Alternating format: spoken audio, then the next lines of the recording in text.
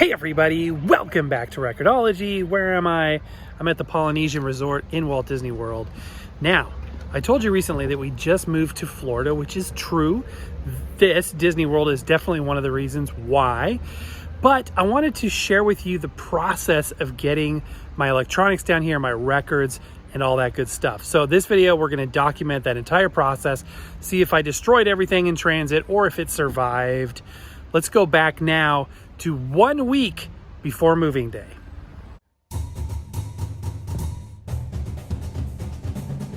Welcome to Record-ology. It is about a week before the pod arrives. I've got all the stuff off the wall, most of the stuff off the walls. I still have to pack that. I've got an idea of how I want to do that.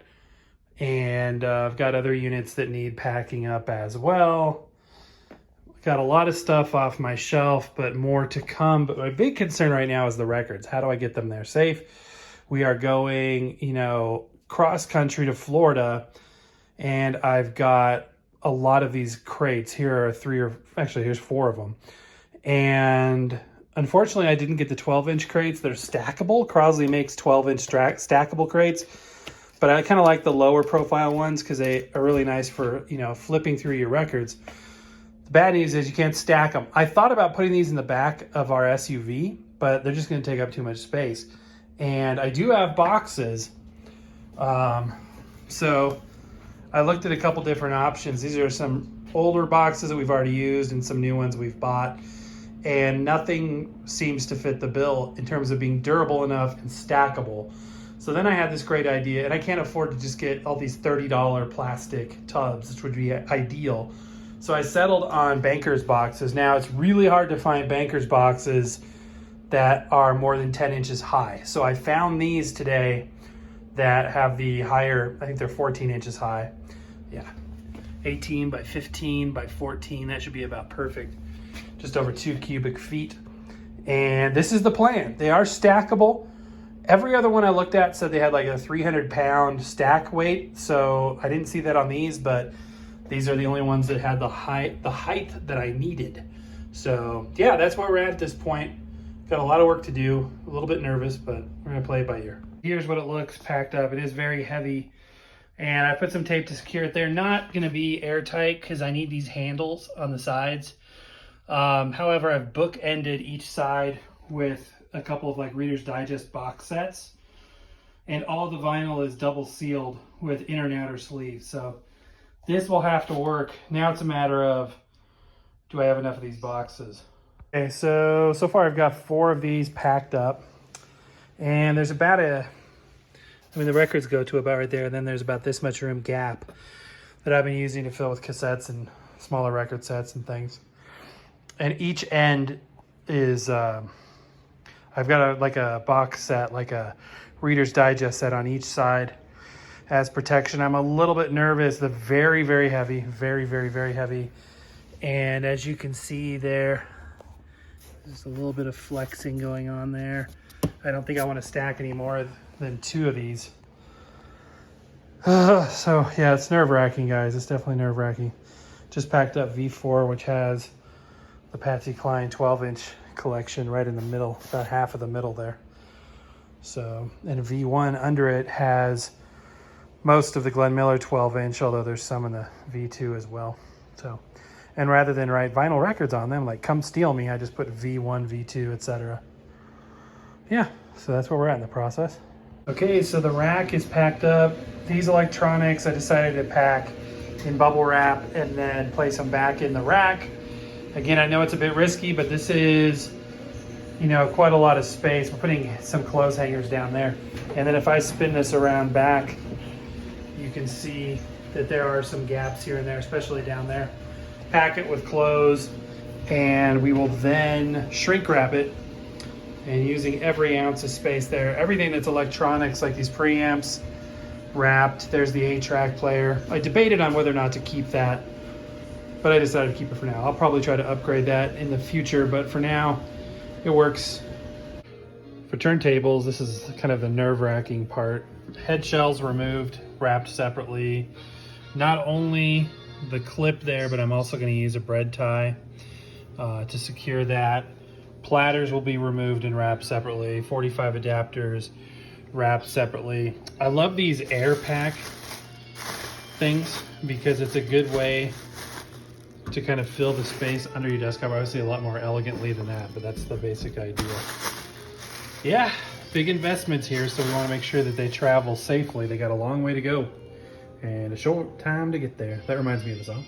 We've got a long way to go and a short time to get there. Totally reusing packing materials. This is an old Crosley box and some, junk that was packing something else is a good way to keep the unit off the very bottom.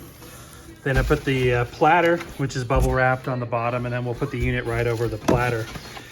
And that should be a good sort of base for it. The unit will be wrapped in bubble wrap, and then we'll pack the edges full and seal it up. I just realized I made a huge mistake, and I'm not gonna fix it. I left the counterweight on. Should not have done that. Absolutely should not have done that. So I don't think it'll come off. I mean, yes, it does have to travel nearly 2,000 miles, probably constantly vibrating, but I just don't think it'll come off. But worst case, it'll bounce around, scratch up a little bit inside. I don't have the time nor the energy to undo all this and redo it. So we're just gonna go for it. Next step, we need to pack filler around this unit to make sure that it is, well insulated on all sides. So I've got this like packing paper stuff on top, and then I've got air packs all the way around it. I think that should be good. I may need to add something else to kind of make sure this is totally full and tight, but at the same time, I don't want there to be too much downward pressure on that dust cover. So got to find the right balance, but that's pretty much it. Seal the box up, hope for the best, pack it in the unit as well as possible, and we will all see on the other side whether or not that counterbalance, I'm gonna be obsessing about that now, whether or not the counterbalance stays on. Just for grins, I put an Apple AirTag in one of the record boxes. It's actually this one, so I just dropped an Apple AirTag down there. And the idea is to help, track the whole load, not just the records, but it's kind of funny. I'll be able to see where my vinyl is as it travels across the country. So yeah, it's a little extra, but it's interesting. Okay, as disheveled as I look, you should be pretty confident that the move was a thing. It's always a thing to move, right? It's always a project.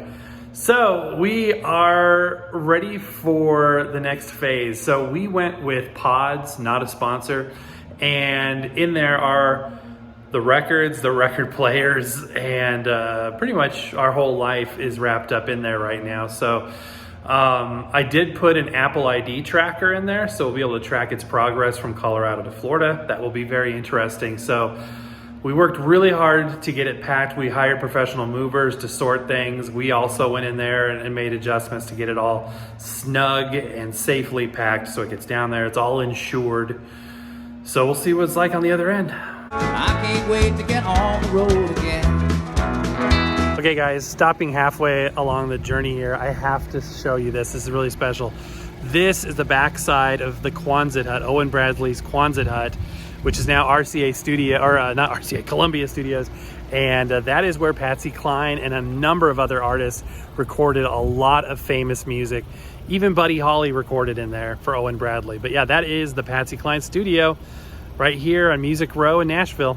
And as big of a Patsy Cline fan as I am equally as big of a Glenn Miller fan. So I happen to be in Chattanooga, Tennessee, so I stopped off at the Chattanooga Choo Choo Hotel, which features, that's right, the Chattanooga Choo Choo. Okay, on the other side now, here in Florida, you can see that these boxes seem to do pretty good.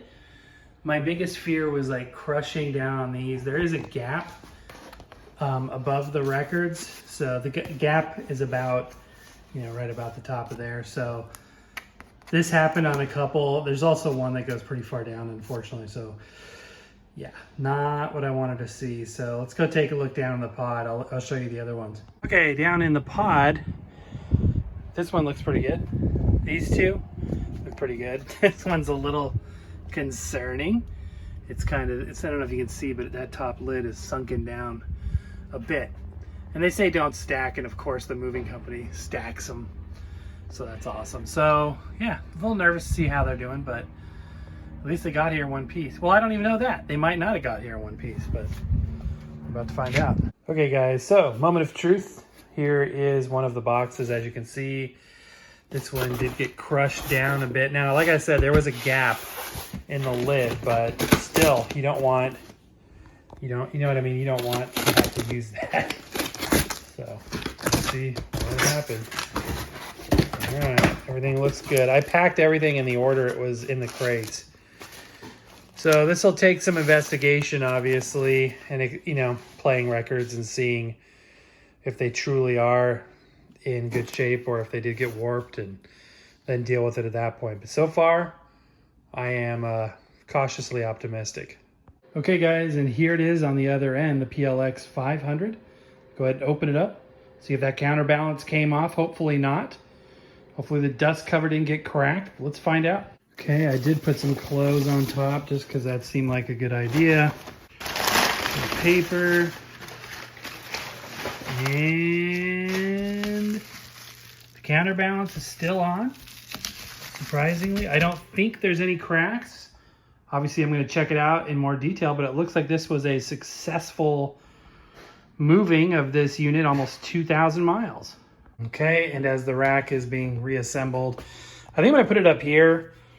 I don't know what I'm going to do with the SLB5 right now. I may hold on to that in storage for a little bit. I've got the SLBD22 down there.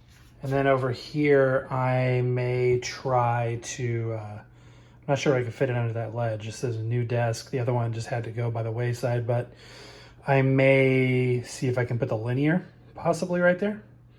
There's a lot of work to be done, a lot of experimenting.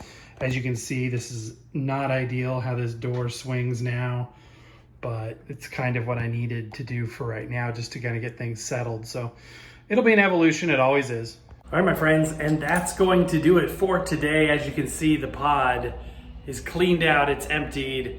This is a huge blessing because this was a massive, massive project. Of course, the work is just beginning in terms of the next phase of Record-ology, as well as unpacking a lot of boxes. But my friends, that is going to do it for today. Happy record hunting. We'll see you next time.